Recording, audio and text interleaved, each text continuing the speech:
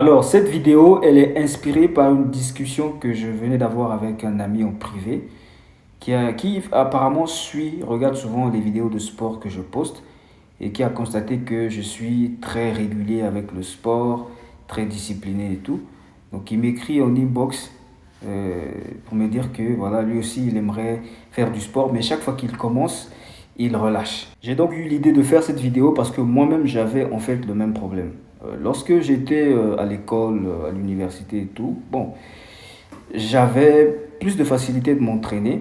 Et depuis que je suis dans le monde professionnel, au début, c'était devenu difficile et je commençais à m'écarter un peu du sport, ce qui n'était pas vraiment bien pour moi parce que je suis quelqu'un qui aime beaucoup le sport. Et il a fallu trouver un moyen pour régler cela. Donc, comme avec tout problème, il m'a fallu d'abord, avant d'aller vers une solution, de chercher à comprendre les dessous, les pourquoi. Et donc, avec les responsabilités professionnelles, je me suis rendu compte avec un peu de recul que je m'étais trouvé une excuse. Je m'étais répété à moi-même un mensonge. Ce mensonge, c'était que, bon voilà, avec les responsabilités professionnelles, je n'ai plus le temps pour ça. Je me suis répété ça pendant longtemps.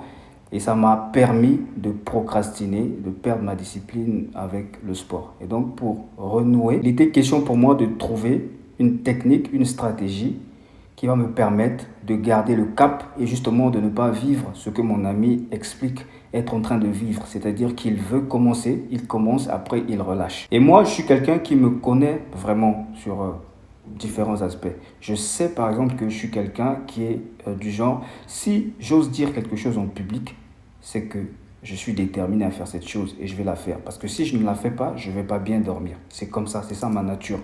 Et j'ai décidé d'utiliser cela. Donc je me suis rendu compte que si je fais du sport comme je le faisais avant, sans caméra, il y avait une chance que je me retrouve dans le cas de mon ami. Je veux faire du sport et après, tu es ramassé par des obligations professionnelles. Après, tu oublies. 2 mois après, tu te rappelles que tu devrais faire du sport chaque X jours, etc. Mais le fait de filmer et d'avoir les vidéos dans mon téléphone, et puisque j'utilise mon téléphone tout le temps, ça me permet de voir, de tomber sur ces vidéos beaucoup plus souvent et ça me permet de me rappeler pourquoi en fait, j'ai commencé à faire ces vidéos-là. Et donc, je me rappelle de tout ce problème-là. Ce qui fait que chaque fois que je tombe sur ces vidéos-là, j'ai une motivation qui fait que je ne dois pas rater la prochaine séance parce que sinon, je n'aurai plus de vidéos. Donc, la solution que j'avais trouvée, c'était de filmer et de poster mes vidéos de sport. Filmer et poster mes vidéos était une manière pour moi de rendre cela public. Et donc, j'ai créé un concept que j'ai appelé Sport Dimanche. Donc, tous les dimanches, je fais du sport, je me filme, je poste. Exactement le même concept qu'avec une série télévisée avec des épisodes et tout, pour me permettre justement de continuer. Donc au début, je me suis donné le challenge de le faire pendant 3 mois sans rater un seul dimanche et j'ai réussi à le faire. Après, c'était devenu un kiff. Et après, je me suis dit, bon, j'ai pu le faire pendant 3 mois, je le fais encore pendant 3 mois. Jusqu'à ça fait une année. Aujourd'hui, on est à plus d'une année. Chaque dimanche, je m'entraîne et je poste. Maintenant, en quoi tout ça m'aide? Tout ça m'aide parce que j'ai dit que je suis quelqu'un du genre, si je rends quelque chose public, il faut que je le fasse. Si je ne le fais pas, j'aurai honte. Je vais me sentir comme un loser. Le fait d'avoir habitué les gens tous les dimanches qui regardent mes stories, mes TikTok et tout, à me voir faire du sport les dimanches, va faire que le jour que je vais arrêter, on va commencer à me demander, mais on ne voit plus tes vidéos de sport les dimanches et tout ça. Et ça peut me mettre mal à l'aise. Donc rien que ça me permet justement de continuer à faire du sport. Mais le vrai bénéfice de tout ça, c'est le fait que je développe, je renforce ma discipline. Et tu conviendras avec moi que les qualités sont transférables. Ce que je veux dire par là, c'est quoi? Ce que je veux dire, c'est que si tu as de la discipline à faire du sport, c'est que tu peux être discipliné à faire autre chose. Si tu es discipliné à faire du sport, tu peux transférer cette discipline-là sur un projet, sur quelque chose que tu aimerais faire. Si tu es discipliné à faire du sport, tu peux transférer cette discipline-là même dans ton travail. Parce que ce que ça te demande d'être discipliné à faire du sport, c'est la même chose. C'est la même chose que ça te demande d'être discipliné pour faire ton travail et d'avancer dans tes projets. Donc, c'est en même temps un exercice pour travailler sa discipline. C'est un exercice que je te conseille. Tu n'es pas obligé de pratiquer cet exercice-là avec le sport. Tu peux choisir n'importe quelle chose que tu aimes. Tu peux choisir n'importe quelle chose que tu aimes et que tu aimerais faire très régulièrement.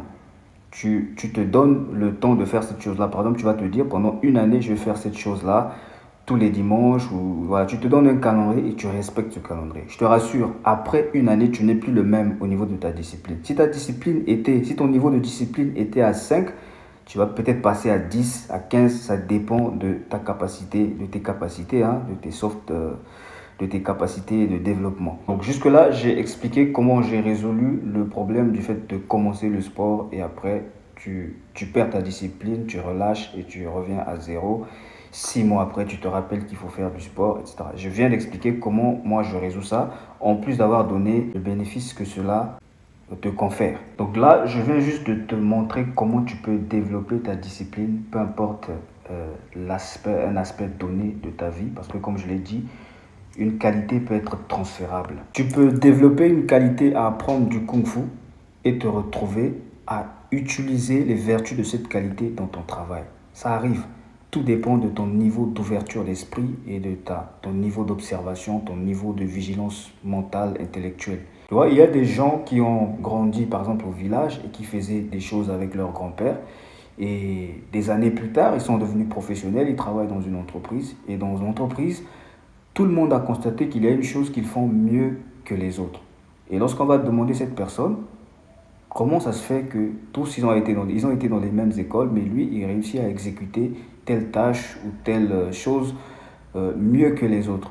Souvent, la personne va vous dire, non, mais c'est quelque chose que j'ai appris quand j'étais petit.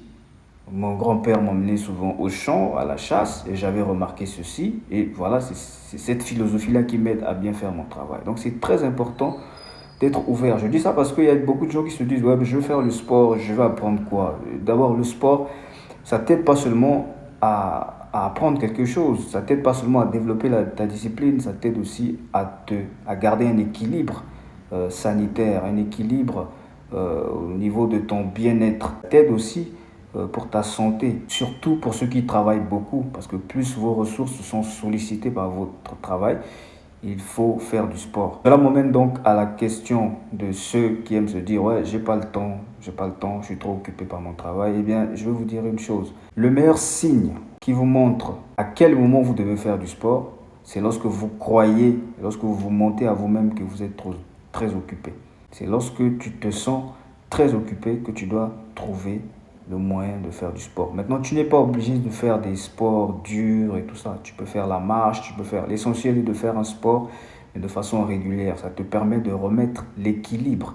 Parce que tu ne peux pas travailler tout le temps et ne pas prendre soin de ce corps-là qui t'aide justement à travailler. Le corps a besoin d'oxygène, le corps a besoin de beaucoup de choses et le sport est un aspect qui te permet d'apporter un équilibre à ce niveau-là.